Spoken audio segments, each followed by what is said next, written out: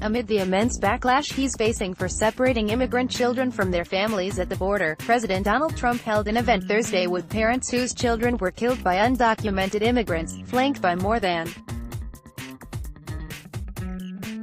a dozen parents holding Trump autographed posters of their deceased children. He did not make an explicit reference to the uproar over shelters where about 2,000 children have been detained separately from their parents in recent weeks. But the comparison was clear. These are the American citizens permanently separated from their loved ones, he said. The word permanently being the word that you have to think about.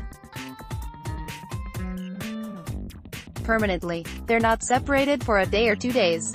They are permanently separated. President Donald Trump introduces the parents of children killed by undocumented immigrants, in Washington, June 22. His administration is fighting in court for the ability to lock up migrant children indefinitely with their parents as its way to avoid separating families that crossed illegally into the U.S. The government's filing on Thursday, however, suggests that parents and kids could be split up again down the road.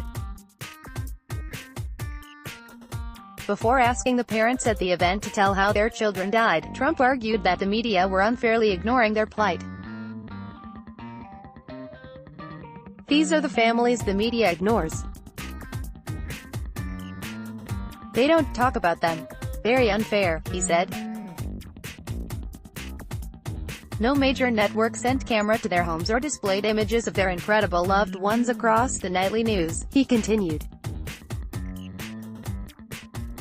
Trump backed up his complaint with the unsupported claim that undocumented immigrants are more dangerous than the general population and shared statistics on crimes committed by undocumented immigrants without any context. He claimed that 63,000 Americans have been killed by undocumented immigrants since the Sept. 11 terrorist attacks, an inaccurate figure that The Washington Post reports originally appeared in a 2005 blog post by Rep.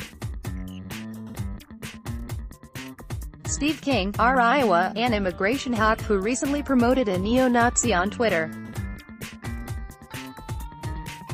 The White House did not respond to requests for comment on Trump's source for the figure or whether he would correct the record.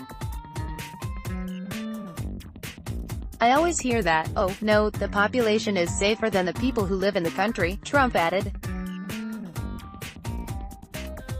I say, is that possible?